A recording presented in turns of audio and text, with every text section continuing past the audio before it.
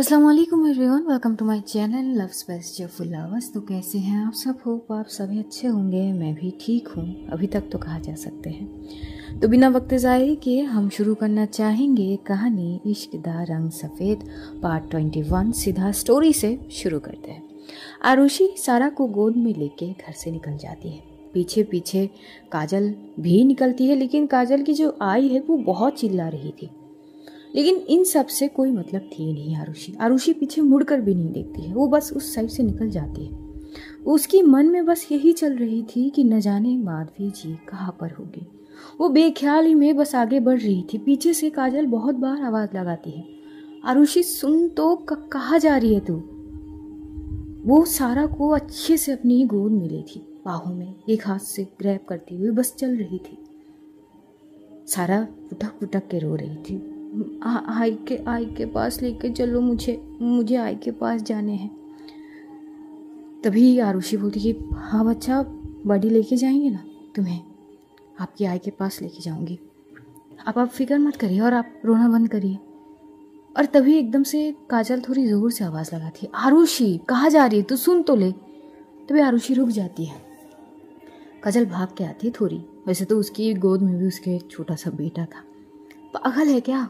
इसको लेके मैं भाग सकती हूँ क्या? क्या हो क्या गई है तुझे? कहाँ चली जा रही है? आरुषि की आंखों में आंसू भरे हुए थे। उसको इतना गुस्सा आ रही थी काजल की आई की बात सुन के। हर एक शब्द उसकी कान में ऐसे सुई की तरह चुभ रहे थे, और दिल में भी एक आंसू तो गिर भी जाती है आंखों से। और बोलती यार, तेरी आई इतनी वाहियात बातें कैसे कर सकती है माधवी जी के बारे में? यार मैं ये बर्दाश्त नहीं कर सकती हूँ उनके खिलाफ कोई इतनी वाहियात तरीके से बात करे। तो वो तो तेरी आई है, उसकी लिहाज रख ली, वरना मैं समझ सकती हूँ। शांत हो जा तू, फिलहाल शांत हो जा।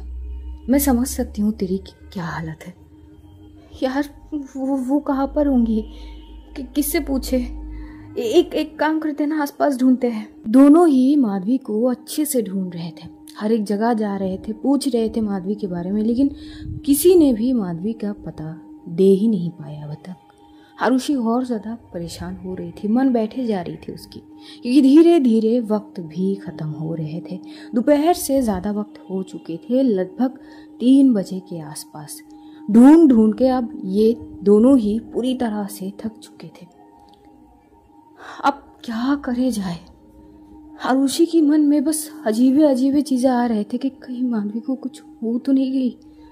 ऐसे ऐसे ख्याल उसके दिल को तोड़ रही थी। हर एक पल, हर एक क्षण वो बार बार काजल की ओर देखती है और बस मन में भोलेनाथ को बोलती है कि हे भोलेनाथ, प्लीज़ प्लीज़ उनको सही सलामत रखना, प्लीज़ उनको कुछ मत होने देना। मैं आ रही हूँ माधवी जी। बहुत देर होती है, लेकिन अभी तक माधवी के बारे में कुछ भी नहीं पता चली। धीरे धीरे और ज्यादा वक्त बीत रहे थे। अब देखते देखते 4 बज चुके थे। इधर काजल पूरी तरह से थक चुकी थी। तो काजल बोलती कि यार रुक जा, चलते चलते थक गई मैं, अब कहाँ ढूंढेंगे, पहले कुछ खा लेते हैं यार।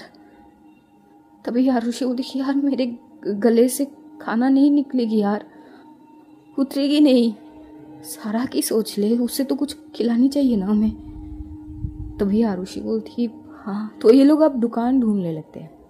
कुछ देर चलने के बाद दिख भी जाते हैं एक रेस्टोरेंट, वहाँ पे जाते हैं, वहाँ पे खाना वगैरह ऑर्डर करे जाते हैं। आरुषि कुछ नहीं खाती है, वो बस सारा को खिलाती है। काजल कुछ हद तक खा लेती है, और वहाँ पे थोड़ी सी स्पेसिफिक जगह थी जहाँ पे वो अपनी बेबी को फीड कराती है कुछ देर तक। और उसके बाद ये लोग फिर से ढूंढने लगते हैं। अब देखते देखते शाम के 6 बज चुके थे।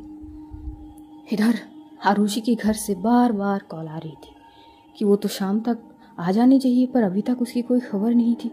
आरुषि थोड़ी देर के लिए रुक जाती है, और वो क्या करती, सीधा अपने पापा को कॉल लगाती है। उसके पापा फ़ोन रिसीव करते हुए बोलते कि हाँ बेटा बोलो, कहाँ हो तुम? हाँ पापा, वो एक ज़रूरी बात करनी थी आपसे। हाँ बेटा बोलो ना। पापा मैं नागपुर आई हूँ। उसके पापा बोलते कि क्या बेटा, कब गई तुम? पापा वो काजल की जो फैनी है ना, वो घर से गायब है, तो वो बहुत परेशान थी, तो मैं बस उसके साथ निकल आई। पापा मैं शायद आज ना आ पाऊँ घर। आप मम्मी को संभाल लोगे ना? अच्छा बेटा, तो इसीलिए मुझे सीधा कॉल करे ना तुमने? हाँ, पापा तो मान जाएंगे। प्लीज़ पापा। ठीक है बेटा, कोई बात नहीं, अच्छे से ध्यान रखो। और मिल गए क्या वो? नहीं पापा, वो ढूंढ रहे हैं हम। प्लीज़ मम्मी का ध्यान रखना और उनको संभाल लेना। हाँ हाँ बेटा। बेटा पैसे वगैरह है ना तुम्हारे पास? कुछ चाहिए मैं भेजूँ? नहीं नहीं पापा, है मेरे पास। आप बस घर में संभाल लेना, क्योंकि मैं कपड़े वगैरह भी लेके नहीं आई। तो बेटा तुम कैसे गुजारा करोगी? पापा हो जाएंगे, आप बस घर संभाल लेना। ठीक है बेटा, अपना ध्यान रखना, और कुछ अपडेट मिले तो बता देना। ठीक है पापा। और उसके बाद वो फिर से ढूंढने लगती है। अब 6 से 7, 7 से 8 बज चुके थे। माधवी की अभी भी कोई भी खबर नहीं मिली थी आरुषि को। मन और भी ज़्यादा बैठे जा रही थी। क्या करेगी वो? किसके पास जाएगी? किससे पूछेगी कि माधवी जी कहाँ पर है? कौन दे सकते हैं माधवी का पता? वो पूरा का पूरा एरिया ये लोग अच्छे से छांग मार ली है। हर एक गली, हर एक उसका, और कुछ बचे ही नहीं है उस एरिया में। तभी एकदम से काजल बोलती कि एक बार पुलिस स्टेशन चले क्या? क्योंकि बाबा ने तो कहे थे कि कल दोपहर तक तो वो तो दरवाजे के बाहर ही थी ना। दोपहर के बाद से लेकर आज शाम हो गई है। तो बोलती कि तो फिर यार ढूंढते हैं ना, कुछ तो मिले हमें। और कहाँ ढूंढूंगी आरुषि?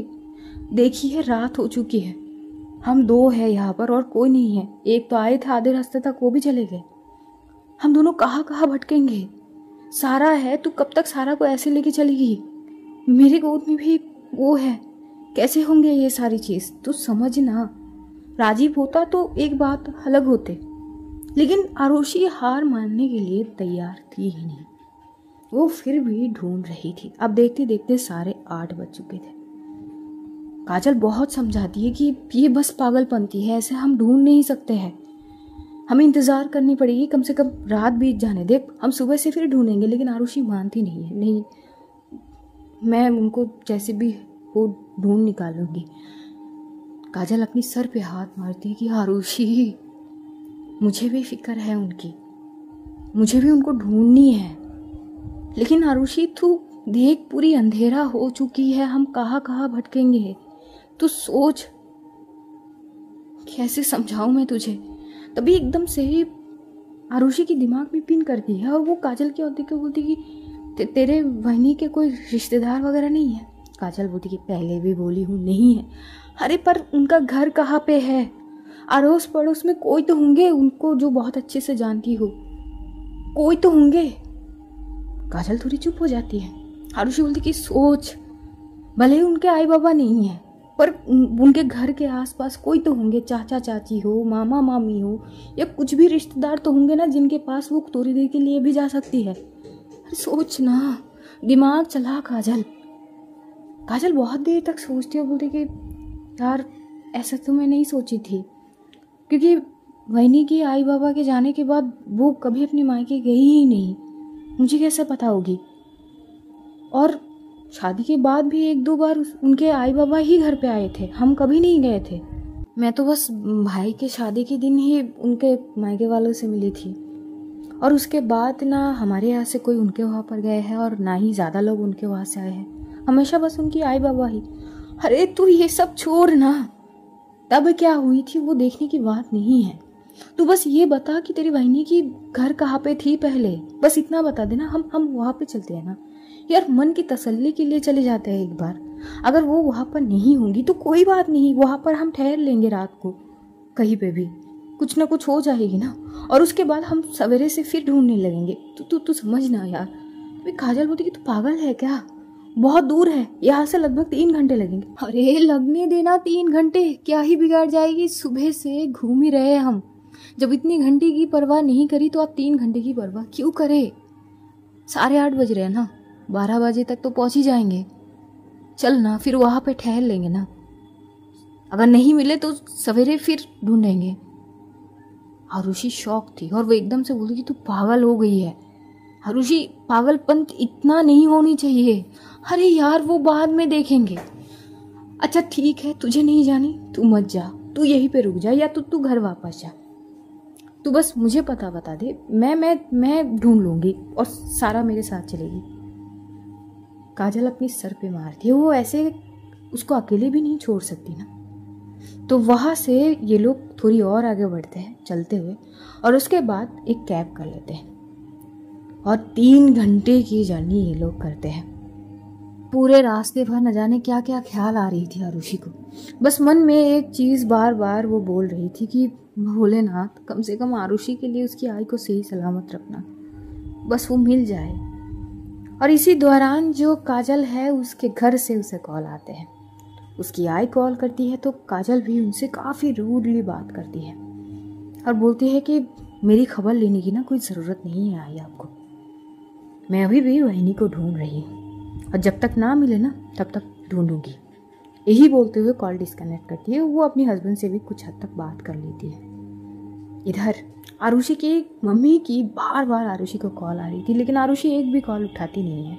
उसके पापा उसके मम्मी को समझा तो चुके थे, लेकिन माँ है ना, अपनी बेटी की खबर लेने के लिए कॉल तो कर ही सकती है। तो बस इतना जानने के लिए कि वो ठीक है ना, आखिर क्या हो गई कि बिना बताए ऐसे चली गई। लेकिन आरुषि उस वक्त कॉल उठाती नहीं है, उसकी फ़ोन साइलेंट मोड पे वो कर दी थी। देखते देखते 3 घंटे की जर्नी पूरी होती है। ये लोग उस गांव तक पहुंचते हैं जहां पर माधवी अपने परिवार के साथ रहा करती थी। ये लोग उस एरिया से होते हुए माधवी की गांव तक पहुंचते। रात के 12:30 बज रहे थे तब तक। अंधेरा ही अंधेरा थे, सुनसान रोड। काजल को थोड़ी थोड़ी डर भी लग रही थी। दोनों लड़कियां हैं, ऊपर से साथ में बच्चे। अगर अचानक से कुछ डाकू वगैरह भी पकड़ लेना तो कुछ नहीं कर सकते हैं ये दोनों। कोई सेफ्टी नहीं है दोनों के पास। आरुषि कुछ हद तक तो समझती ही है और वो बोलती कि इतनी डरने की कोई बात नहीं है, भोलेनाथ है ना हमारे साथ, वो हमारी रक्षा कर लेंगे, तू घबरा मत। वो कैब वाला बहुत अच्छा था, तो वो गांव तक इन दोनों को छोड़ के आता है। और जैसे गांव के अंदर जाते हैं तो वहाँ पे लगभग 8-10 तो घर ही थे। इधर जो काजल थी वो एग्जैक्टली माधवी का घर कौन सा था ये ही भूल गई। वो एकदम से बोलती कि यार 8-10 तो घर ही है इस एरिया में, पर वहिनी की रिश्तेदार या वहिनी के घर कौन सा है वो मुझे एग्जैक्टली याद नहीं। तभी एकदम से आरुषि बोलती कि सिंपल बात है, 8-10 ही घर है, सबके जा के चेक करते हैं ना। मतलब आरुषि सबकी नींद खराब करे, 12:30 बज रहे हैं, आधे नींद ले चुके हैं। हाँ तो इसके अलावा और कोई ऑप्शन है? और आरुषि की गोद में जैसे सारा सोई हुई थी, भाई साहब आरुषि की पूरे कांधे के साइड पे निशान पड़ चुके थे। वो थोड़ी देर के लिए भी सारा को इधर से उधर नहीं करी, बहुत अच्छे से संभल के रखी थी सारा को। और अब काजल एक साइड पे जाती है और आरुषि एक साइड पे। हर एक घर के दरवाजे पे ठकठका रहे थे। 2 घर पे ठकठका चुके थे, उन लोगों को कुछ नहीं पता। चौथी घर पे जाती है आरुषि और ठकठकाती है, तो वहाँ से एक बूढ़ी औरत एकदम से निकलते हैं और बोलती कि कौन है? तभी आरुषि बोलती कि जी मैं हूँ आरुषि, नमस्ते, एक बार दरवाज़ा खोल लीजिए, हमें किसी की तलाश है। तभी वो बूढ़ी औरत एकदम से दरवाज़ा खोलती है तो देखती है और सामने कोई लड़की है और उसके गोद में एक बच्ची। वो बोलती कि कौन हो बेटा तुम? आरुषि बोलती कि नमस्ते माँ जी, आप मुझे पहचानेंगी नहीं, आपके यहाँ पे वो माधवी रहती थी ना। जैसे ही वो बूढ़ी औरत माधवी की नाम सुनती है वो बोलती कि माधवी, वो उस घर में है, बेचारी के साथ बहुत बुरी हुई, भगवान ऐसे सास किसी को ना दे। ये बात सुन के मानो आरुषि की दिल को जो सुकून मिली है, वो थोड़ी देर के लिए वैसे स्तब्ध हो चुकी थी ये बात सुन के। और पीछे पलट के देखती है तो काजल एकदम से किसी और के दरवाजे पे ठकठका रही थी। एकदम से आरुषि बोलती कि काजल बोलती कि क्या मिल गई क्या? इधर आ। तो काजल एकदम से आती है कि मिल गई क्या वहिनी? तभी आरुषि बोलती है माँ जी कौन से घर? तभी वो बूढ़ी औरत एकदम से वहाँ से निकलते हैं। घर से निकलते हुए उनके घर के एकदम से राइट साइड पे एक और घर थे, वहाँ पे जाती है और दरवाजे पे ठकठकाती है। और कुछ देर तक ऐसे करने के बाद वो दरवाज़ा ओपन होता है। वहाँ से भी एक बूढ़ी औरत निकलती है। क्या हो गई इतनी रात को, आप ठीक है? तभी वो औरत बोल पड़ती कि अरे देखो तो कौन आए हैं माधवी से मिलने। देखिए कौन आए हैं। तभी काजल को पहचान जाती है और बोलती अरे तुम तो उसी घर की बेटी हो, लग तो रही है। क्यों आई हो यहाँ पर? कुछ कसर कम हो गई क्या जो अभी पूरा करने आई हो? हाँ, एक माँ को उसकी बेटी छीन लिए तुम लोग और उसको जलील करके घर से निकाल दिया। हमारी बच्ची पूरी रात तक तुम्हारे घर के दरवाजे के बाहर खड़े थे, किसी ने आके पानी तक ना पूछी। अब क्या लेने आई हो तुम यहाँ पे?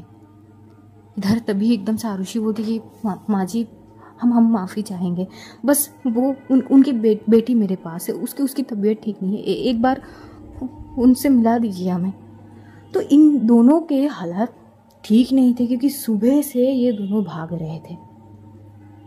तो वो बहुत अच्छे मन के थे।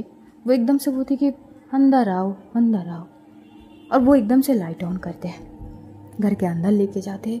आरुषि की दिल काफ़ी ज़ोरों से धड़कने लगती है।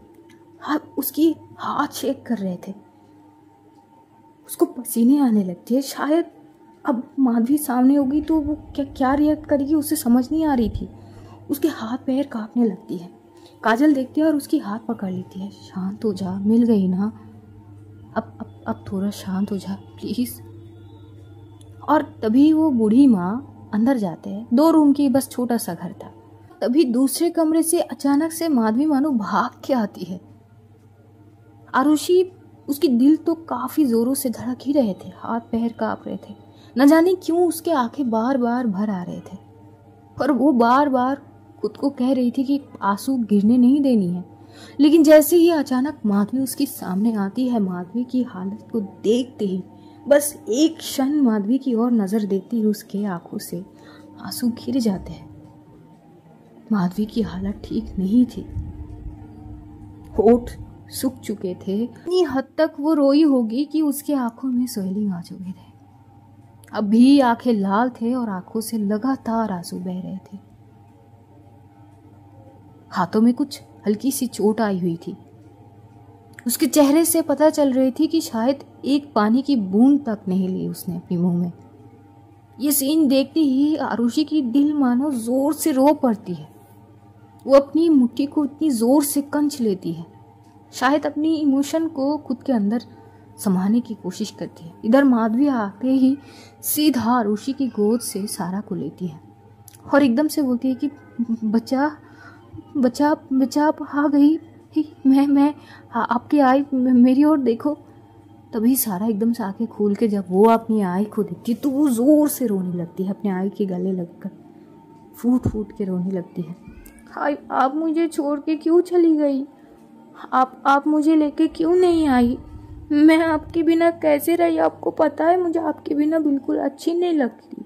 आप मुझे छोड़ के क्यों आई? माधवी बस सारा को संभल रही थी और खुद भी संभल ही रही थी।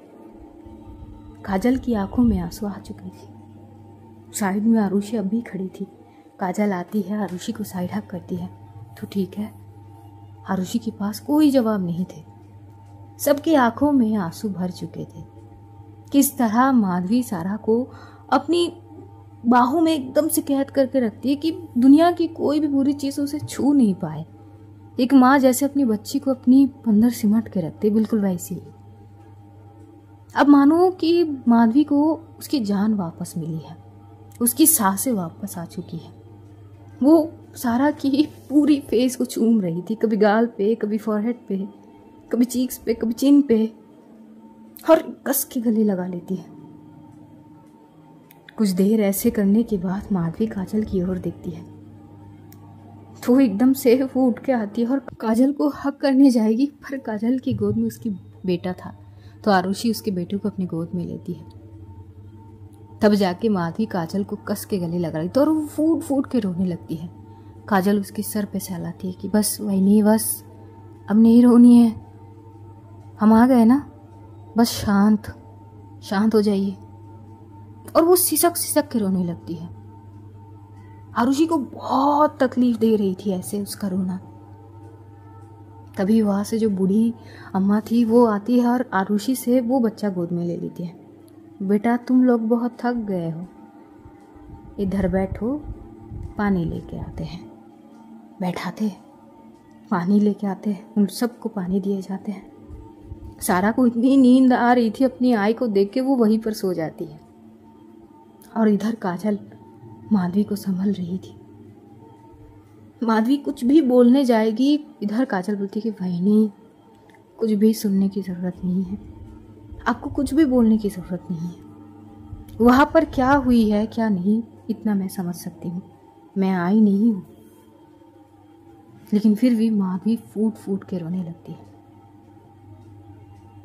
इधर जैसी ही माधवी थोड़ी नॉर्मल होती है तो वो देखती है आरुषि की ओर। आरुषि भी बस एक टक माधवी को देख रही थी। आरुषि माधवी की ओर देखते हुए बोलती कि आप ठीक है। माधवी सर हिला के हामी में जवाब देती है। तभी इधर काजल पूछती कि वैनी क्या एक बार मुझे कॉल नहीं कर पाई आप? इतना सब कुछ हो गई और मुझे पता तक नहीं है। मैं पिछले 5 दिनों से आई से पूछ पूछ के थक गई कि वैनी कहाँ है, मुझे उनसे बात करनी है, मुझे सारा से बात करनी है, पर मुझे कुछ नहीं बताई गई। वो तो भला वो आरुषि का कि पता नहीं उसे कैसे आभास हो गई कि शायद आप तकलीफ में हैं। उसकी बात सुन के मैं यहाँ तक आ पहुंची और आने के बाद पता चली ये सारी चीज़।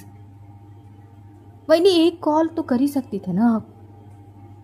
माधवी आरुषि की ओर एकदम से देखती है और वो एकदम से पूछती है कि हाँ आपको कैसे पता? भाई साहब तभी आरुषि खड़ी होती है। मुझे कैसे पता? अरे आप इंसान हो या क्या हो, पहले ये समझाइए मुझे। हाँ अरे यार, दोस्ती की नाते मैंने अपना नंबर भी दिया आपको। अगर आप इतनी तकलीफ में हैं तो कहीं से भी मुझे मेरे नंबर पे एक तो कॉल कर सकते थे ना, वो भी नहीं कर पाई आप। इतना सब कुछ हो गई, आप अपनी बेटी से दूर हो गई, कितनी तकलीफ में थी आप। मतलब यार क्या बोलूं मैं। माधवी बोलती कि वो इतना सब कुछ अचानक से हो गई, मैं उस हालत में थी नहीं। अरे कौन सी हालत में थी आप?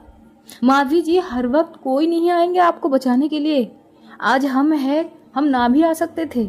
खुद की लड़ाई माधवी जी खुद को लड़नी पड़ती है। आपकी मदद करने के लिए कोई नहीं आएंगे, आपकी लड़ाई को आपको खुद लड़नी होती है। आप वहां से क्यों आई? आपकी वो खुद की लड़ाई थी, आप लड़ सकती थी ना। माधवी शांत थी। माधवी बोलती कि किससे लड़ूं, वो तो अपनी ही है, फिर चाहे वो अपने हो या पराई। लेकिन बात जब दामन पे हो ना तो अपनी लड़ाई खुद लड़नी पड़ती है, फिर चाहे वो दुनिया हो, अपने हो या गैर। क्यों आई आप वहां से? और आई तो आई, कम से कम एक इन्फॉर्म करके तो आते कि आप कहाँ जा रहे हो। सुबह से ढूंढ रहे हैं, 11 बजे आपके वहां पे पहुंचे, 12 बजे से हम पागलों की तरह एक एक गली, एक एक मुस्सा, हर जगह पे ढूंढ लिया यार। अभी तो 1 बज रहे, कुछ मतलब बनती है ये सब? दर बदर भटक रहे थे, पता नहीं कैसे कैसे ख्याल आ रहे थे। सारा हर वक्त बोलती रहती कि आई के पास लेके चलो, हम बस यही बोल रहे थे कि बस लेके जा रहे, जबकि हमें कुछ नहीं पता थी कि कहाँ पर है आप। आप अपनी बेटी को छोड़ के आ कैसी गई, पहले ये बताइए। तभी एकदम से काजल आरुषि को बोलती कि शांत हो जा, शांत हो जा। आरुषि अपनी सर पकड़ के बैठ जाती है और वो एकदम से पता नहीं है, अगली क्षण वो एकदम से उठती है और उठ के आती है माधवी के पास और एकदम से माधवी को हक कर लेती है। वो कुछ नहीं बोलती है माधवी को, और वो पहली बार थी कि माधवी भी उसे हक कर दी है। आरुषि खड़ी हुई थी, माधवी बेड पर बैठी हुई थी। वो जाती है और माधवी को वैसे ही हक करती है। माधवी की सर आरुषि के सीने पर थी और बस वो उतनी कस के उसे गले लगा रही थी। माधवी को महसूस हो रही थी कि आरुषि की दिल कितनी जोरों से धड़क रही थी। कुछ देर तक ऐसे ही रहती है। इधर काजल बस एक टक आरुषि को देख रही थी। आरुषि बोलती कि ऐसे कैसे चलेगा? हाँ, इतनी कमजोर नहीं हुआ। सारा के लिए खुद को और भी स्ट्रांग बनानी पड़ेगी। और प्लीज, मैं हूं आपके साथ, दिल से दोस्ती करी हूं यार। तभी ये बोलते हुए वो थोड़ी सी पीछे होती है। माधवी की आंखों में अब भी आंसू थे। वो अपनी हाथों से माधवी की आंखों से आंसू को पोंछती है और वो जमीन पर घुटनों पर आके बैठती है। एक टक माधवी को देखती है और उसकी दोनों हाथ को पकड़ती है।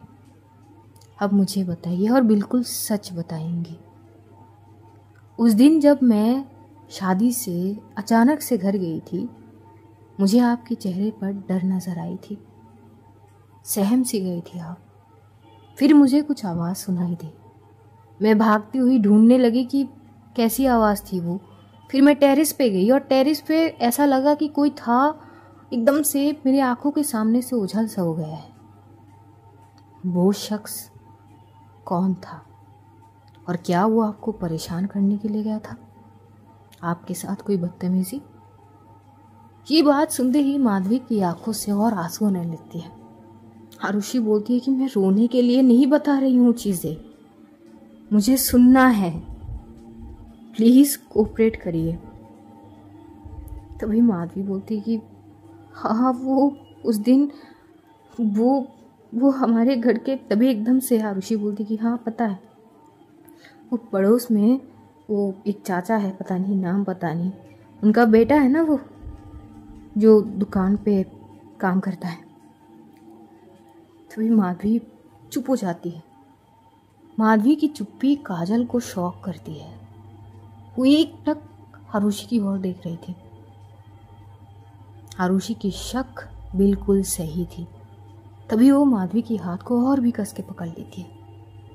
डरिए मत, मैं कोई जज नहीं कर रही हूँ, मुझे पता है आपकी सच्चाई, मुझे आपकी सच्चाई में कोई भी ऐसा नहीं है कि मुझे विश्वास नहीं है। आप ऐसा मत सोचिए, बस जो हुआ है वो बताइए।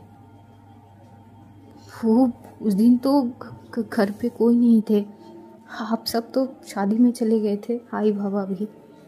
मैं घर के काम वगैरह कर रही थी, तो एकदम से एक चाची आई शक्कर लेने के लिए। मैंने उनको शक्कर दी और वो चली गई थी।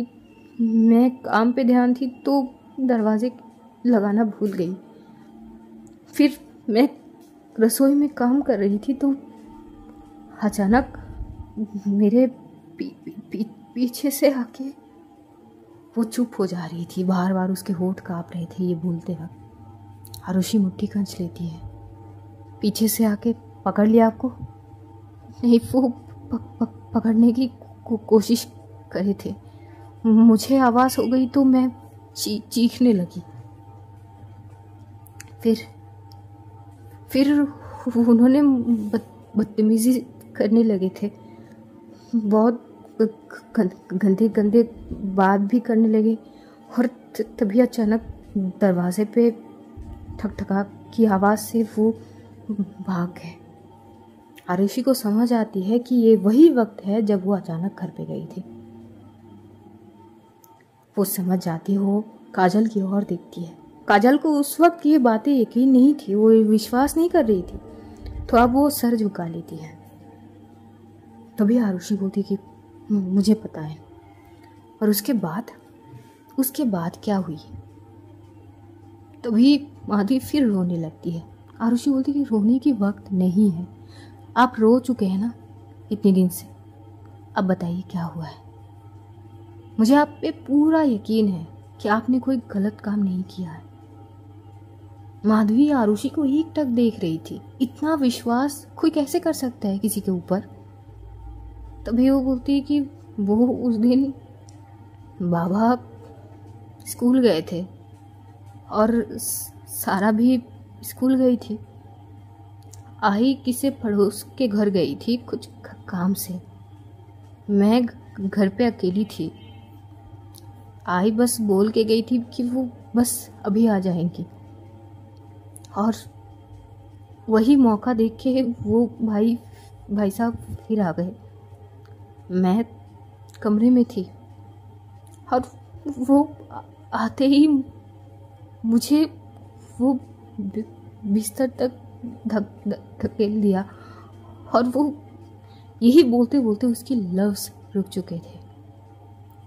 आरुषि बोलती कि और वो क्या, और वो बदतमीजी करने लगे। मैं चीखने की कोशिश करी पर मेरी मुंह को दबोच दिया गया था। मैं चीख भी नहीं पा रही थी, पर मैं खुद से बहुत कोशिश करी। मैंने बहुत कोशिश करी खुद की बचाव में। उनके हाथ पर भी मेरे नाखून के निशान होंगे। हर्षी बोलती कि फिर क्या हुआ, और उसी वक्त एकदम से आई आ गई और उन्होंने ये चीज़ गलत तरीके से ले लिया। और ऊपर से वो मनोज भाई साहब ये बोल दिए, एक्चुअली वो जो लड़का था उसका नाम मनोज था, वो एकदम से ये बोल दिए कि मैं उनको गलत इशारा करके घर बुलाई और आईने भी मार ली, और उन्होंने सबके सामने मुझे बदचलन कही। आगे वो कुछ बोल नहीं पाती है, माधवी को एकदम से कस के गले लगा लेती है आरुषि। वो बोलती कि शांत, मैं समझ गई। काजल भी, उसकी आंखों से आंसू आ रहे थे। वहाँ पे जो बूढ़ी अम्मा वगैरह थे वो एकदम से बोलती कि बेटा ऐसे सोच रखते हैं वो घर वाले, हमारी बच्ची की हालत क्या कर दी।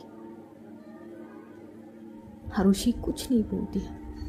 यहाँ पर काजल और आरुषि को कुछ खाना दिए जाते हैं। इतना तो आरुषि को पता थी कि माधवी कुछ नहीं खाई है, तो माधवी को समझाती है कि कुछ खा लीजिए, अब सारा आपके पास आ गई ना, अब खा लीजिए।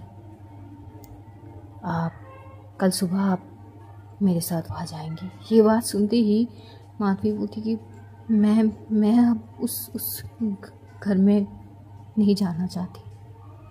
जिस पर काजल एकदम से माधवी की ओर देखती है। आरुषि बोलती कि उस घर में जाने की ज़रूरत नहीं है।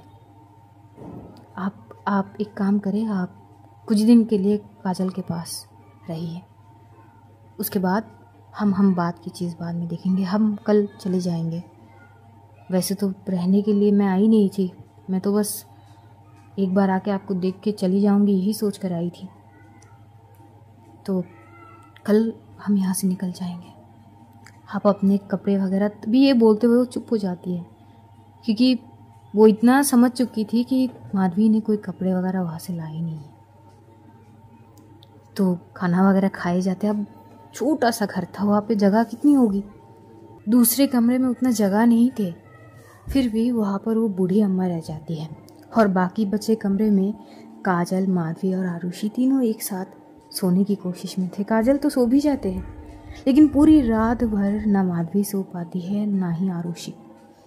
आरुषि देखती है माधवी की आंखों से बस आंसू बह रहे हैं, तो वो थोड़ी सी खिसकती है माधवी की ओर और बोलती कि इन आंसू को बचा के रखिए, ये आंसू बहुत कीमती है आपकी, इन्हें ऐसे ज़ाया मत करिए। क्या आप अपना डिसीजन ले चुकी कि आप उस घर में वापस? तभी माधवी बोलती कि जब दामन पे दाग लग जाए ना, तो वो दाग आसानी से मिटते नहीं हैं। ये बात काफ़ी थी माधवी की आरुषि के लिए। बोलती कि सोने की कोशिश करिए, लेकिन सो नहीं पाती, ना वो खुद और ना ही माधवी। सवेरे होते ही इन लोगों को कुछ हद तक का खाना वगैरह खिलाए जाते हैं और वहाँ से ये लोग रवाना होते हैं। उधर से जाए जाते हैं काजल के घर। ये लोग कैब में ही बैठे हुए थे, बस काजल उतरती है और आरुषि। पहले तो ये लोग घर में भी नहीं जाते, ये लोग घर के दहलीज पर खड़े थे। आरुषि एकदम से चीख के काजल की आई को बुलाती है और एकदम से काजल को पूछती है कि वो जो मनोज है उनका घर कहाँ पे। वो सीधा जाते हैं उस घर में और कॉलर पकड़ के उस इंसान को एकदम से घसीटते हुए लाते हैं। वो लड़का तो एकदम से बरस पड़ता है कि हिम्मत कैसे है मेरा ऐसे कॉलर पकड़ने का, आप हो कौन? आरुषि तो एक दो लगा देती है, चुप। एक और लफ्ज़ बोला ना तो आई स्वेयर यहाँ पे ज़मीन के गाड़ दूंगी तुझे। हाँ, बदतमीजी करेगा। और यही बोलते हुए एक और दो लगा देती है। इधर वहाँ के आसपास के सारे लोग बातचीत करने लगते हैं। ऐसे सरेआम एक लड़की एक लड़के को मारना भाई बहुत हिम्मत की बात है। वो जगह ही कुछ ऐसी है। तभी उस लड़के के साथ वो जो दो उसके दोस्त थे वो भी एकदम से आते हैं और एक तो काजल को बहुत अच्छा मानता है। वो बोलती कि दी इसको क्यों मार रहे हो आप लोग। तभी काजल बोलती कि ये तो मार खाने की ही लायक है, मेरी बहनी के साथ बदतमीजी कराना। वहाँ पे सारे लोग शॉक थे क्योंकि बताया गया है कि माधवी ने बुलाया है, वो भी गलत इशारा करके। अब यहाँ पे कुछ सीन और हो रहा है। तभी जो आरुषि है उस लड़के की ओर एक टक देखती है, आंखों में आंखें डाल के, और एकदम से बोलती है कि उस दिन टेरेस से तू ही छलांग मारा था ना? मैं खुद देखी थी तुझे, पर उस वक्त मेरा दिमाग ठीक से काम नहीं करी, वरना उसी दिन मैं तुझे पकड़ लेती। उस दिन तेरा किस्मत अच्छा था कि मेरे आंखों से उछल हो गया तू, वरना मैं पक्का यकीन है मैंने तुझे ही देखी थी। सच बोल, अगर सच बोलेगा ना तो मैं तेरा कुछ नहीं बिगाड़ूंगी, छोड़ दूंगी। और अगर तूने झूठ बोला तो सीधा यहाँ से घसीटते हुए पुलिस स्टेशन, पहले केस फाइल करूंगी फिर यहाँ से जाऊंगी। अब वहाँ के लोग पुलिस वालों को कुछ ज़्यादा ही डरते हैं। उस लड़के का बीवी आके एकदम से बरस पड़ता है, ऐसे कैसे मेरे पति के साथ आप लोग कैसे बात कर रहे हैं? हाँ, संभलना है तो अपने घर की बहू को संभालिए। तभी आरुषि बोलती कि एक्सक्यूज मी, आवाज नीचे। अगर आपके पति ही गलत साबित हो गए तो जिस मुंह से इतनी बड़ी बड़ी बात कह रही है ना, वो कह नहीं पाएंगे। और तभी वो क्या करती है, वो इंसान की ओर देखते बोलते कि शर्ट खोल अपना। सब एकदम से दंग रह जाते शर्ट खोलने की बात। वो लड़का भी बोलते कि क्या क्या कह रहे हैं आप, सुनाई नहीं देते? मैंने कहा शर्ट खोलो, अगर तुम नहीं खोलोगी तो ठीक है मैं खोल देती हूँ। और ये बोलते हुए वो एक बटन तो ओपन करने लगते, तभी वो इंसान एकदम से बोलते कि ठीक है मैं खोलता हूँ। और वो एक एक करके शर्ट के सारे बटन खोल लेता है। और तभी आरुषि एकदम से, माधवी ने जैसे कही थी कि वो उसके हाथ के साइड पे नाखून के निशान है, तो वो दिखाती है। ये गलत इशारा करके बुलाई थी ना, तो गलत इशारा करके बुलाने पर ऐसे निशान थोड़ी ना देंगे लोग। हाँ, कितनी वाहियात सोच रखते हो ना आप सब। और आंटी आप खुद तो बेटी की माँ हैं, एक औरत भी मत भूलिए। सबसे पहले आप एक औरत है, उसके बाद आप किसी की पत्नी बनी, और उसके बाद जाके माँ बनने के बाद बनी सास बनने के बाद बनी दादी। पर आप तो एक औरत कहलाने के लायक तक नहीं हो। हाँ, इतनी घिनौनी सोच, छी। जैसे वहां पे सारे लोग खड़े थे ना, और सब तौन कांचती हुई नजर से काजल की आय को एक टक देख रहे थे। अब सारे बुरा भला बोलने की कोशिश में थे। पहले जब माधवी बोल रही थी चीख चीख के, तब किसी ने साथ नहीं दिया, और अब सारे लगे पड़े थे काजल की आय को सुनाने। तभी एकदम से आरुषि बोलती कि वैसे तो जिम्मेदार आप सभी हैं। उस बेचारी ने चीख चीख के बोले, सबके सामने मिन्नत ही करी कि ये सच नहीं है। तब तो आपने, किसी ने भी उसका साथ नहीं दिया। क्यों? क्योंकि वो विधवा है। यही वजह है ना, क्योंकि विधवा को तो जीने का कोई हक नहीं है। कुछ भी सोचे वो गलत, कुछ भी करे वो गलत, कुछ भी करने की सोचे तो उनको गलत नजरिए से दिखा जाती है। वो घर से बाहर नहीं जा सकती है। वो किसी और की ओर देखे तो गलत तरीके से देखते हैं और गलत इशारा भी करते हैं। यही सोच है ना। हाँ, जमाना बदल गया है, कम से कम अपनी सोच को तो बदले। और यही बोलते हैं उस लड़के को एकदम से धक्का देती है। वो लड़का सीधा गिर जाता है जमीन पर। तभी आरुषि उस लड़के की पत्नी की ओर देखती है, जिसकी सर शर्म से पूरी तरह से झुक चुकी थी। आरुषि बस एक नजर काजल की आय की ओर देखती है और वहां से जाने लगती है, और चुप से वो कैब के अंदर बैठ जाती है। थोड़ी देर में काजल भी आती है और वो एकदम से अपनी आय को बोलती है कि बस कर लिया अपनी मनमर्जी। आपकी जिद के कारण आज आपकी ये हालत है। तो रहिए जिद के साथ। वाहिनी इस घर में पैर कभी नहीं रखेगी, ये उनका फैसला है। और यही बोलते हुए काजल भी वहाँ से पलट के चली आती है। ये लोग कैब में बैठी हुई थी। माधवी की आंखों से लगातार आंसू बह रहे थे। इधर काजल की बाबा आते हैं, एकदम से वो माधवी की सर पे सहलाते और हाथ जोड़ने लगते हैं, लेकिन माधवी उनकी हाथ पकड़ लेती है। बाबा ये मत करिए बेटा, जहाँ पर भी रहना खुश रहना, मुझे माफ़ कर देना, मैं तुम्हारे लिए खड़ा नहीं हो पाया। और वो माधवी के हाथ में उसकी कुछ अमानत दे देते हैं, उसकी शादी की जोड़े, उसकी और उसके हस्बैंड एक साथ, एक पिक्चर और कुछ चीज़, और सारा की सर पे भी सहला देती है। वहाँ से कैब एकदम से आगे की ओर बढ़ जाते हैं। बढ़ते हुए एयरपोर्ट ही पहुँच जाते हैं। कुछ ही देर में वहाँ से ये लोग पहले कुछ खा लेते हैं और फिर हैदराबाद के लिए रवाना हो जाते हैं। तो आज कहानी हम यहीं पर ख़त्म करते हैं। आप जानेंगे आगे एपिसोड में कि क्या होता है। तब तक अपना ध्यान रखिए, अपनों का ध्यान रखिए, ढेर सारा प्यार बांटिए, खुश रहिए, खुशियाँ बांटिए। Love you all guys, see you soon. बहुत जल्द फिर मुलाकात होगी। तब तक के लिए खुदा हाफिज़, bye bye, ta-ta, good night guys, take care all.